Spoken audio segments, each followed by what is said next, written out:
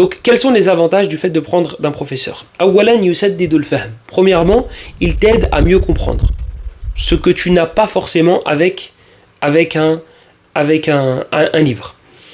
يسدد الفهم ويقصر العمر. Il te donne accès à des raccourcis. Donc toi, tu veux un livre sur un sujet bien précis, plutôt que de prendre un livre néfaste, le cheikh va te conseiller un livre utile.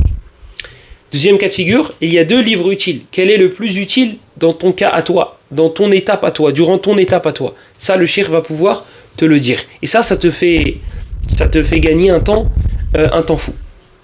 Tu ne t'en rends peut-être pas compte si tu n'as pas été éprouvé par cela, mais peut-être qu'il y a un livre qui t'a pris des mois de lecture et tu es ressorti encore plus ignorant que tu ne l'étais avant de le lire. Le troisième avantage, c'est yu'til adab. Le professeur, lorsque tu prends la science d'un professeur, il te transmet en plus de la science son comportement.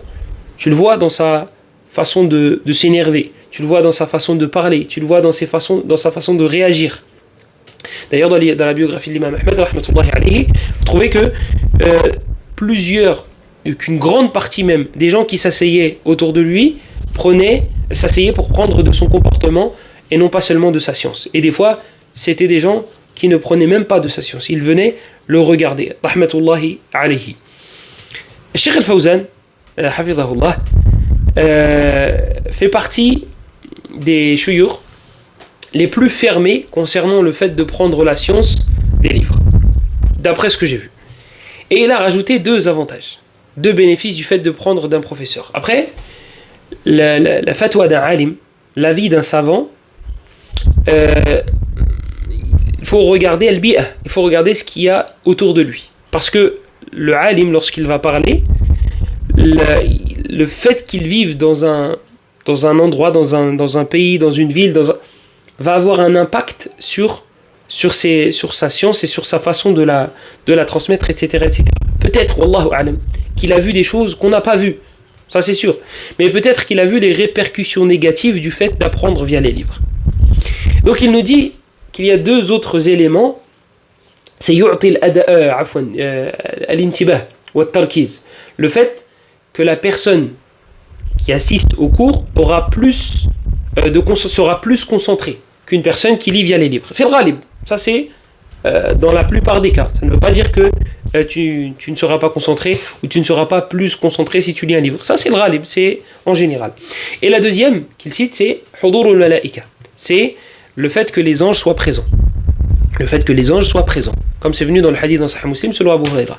Lorsque tu apprends dans une mosquée, eh bien, les anges de la miséricorde se mettent autour des gens qui étudient et qui assistent. Il me semble, c'est une information à vérifier, par rapport au dernier point qui a été cité, que le cheikh Zayd ibn Muhammad al-Madkhali, rahmatullahi alayhi rahmatan wasi'a, a été questionné, il me semble, sur une personne, sur un étudiant en sciences, qui écouterait des doros en ligne, ou qui lirait, etc., etc. Un truc comme ça. Est-ce que les anges se mettent autour de lui? Est-ce qu'il rentre dans le hadith dans Sahih Muslim? Il a dit oui. Mais ça, c'est une fatwa à vérifier. Et dans Gharat al-Ashrita de Cheikh Muqbil ibn Hadi al-Wadi'i, rahimahullah ta'ala, il dit, lorsqu'il est questionné sur justement le fait de prendre la science via les livres, et il dit, le questionneur, que Cheikh al-Albani, rahmatullahi alayhi, a appris via les livres. Et donc du coup, est-ce que c'est vrai que c'est possible? Il dit رُبَّ جِلْسَةٍ تَعْدِلُ قِرَاءَةَ شَهْرٍ. C'est cette partie-là de la fatwa qui nous intéresse aujourd'hui. On parlera du reste bi'idhnillah durant une autre vidéo. Donc il dit, il se peut qu'une seule assise via un professeur, un savant, تَعْدِلُ قِرَاءَةَ شَهْرٍ, elle équivaut à un mois de lecture. Ce que tu vas prendre via une assise, via un bon professeur, vaut mieux que, ou bien est équivalent à un mois de lecture.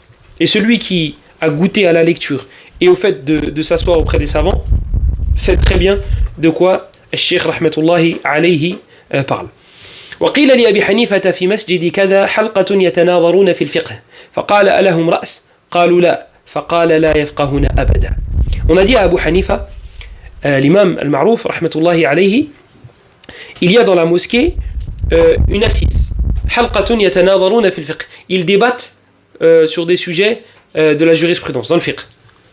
Abu Hanifa, rahmatullahi alayhi, leur a dit Alahum ra's. Est-ce qu'ils ont une tête, yani est-ce qu'ils ont un professeur, une marji'iyya, quelqu'un vers qui revenir? Ils ont dit non. فقال لا يفقهون أبدا. Il a dit ils ne comprendront donc jamais. وقال الشافعي رحمة الله عليه من تفقه من بطون الكتب ضيع الأحكام. الشيخ عفوا الإمام الشافعي رحمه الله محمد بن إدريس disait رحمة الله عليه celui qui من تفقه من بطون الكتب ضيع الأحكام. Celui qui lit via les livres, il va passer à côté de beaucoup de jugements, bien la plupart. Et c'est un des fondements, comme on a dit au début.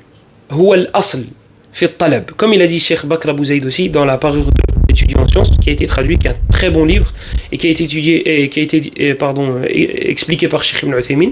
Peut-être qu'il y a la traduction de l'explication, la traduction de l'explication du Cheikh Ibn Uthaymin, Allahu alam. En tout cas, si oui, elle est à prendre. Donc, il dit dedans, le Cheikh Bakr Abou Zaïd et Cheikh Ibn Uthaymin est d'accord avec lui et appuie يؤكد ويؤيده في ذلك que la base dans l'étude de la science c'est al-mushafaha, c'est le fait de prendre via la bouche des chouïrs. والأصل في هذا قول النبي صلى الله عليه وسلم في سنن أبي داود من حديث عبد الله بن عباس قال تسمعون ويسمع منكم ويسمع ممن سمع منكم والله أعلم.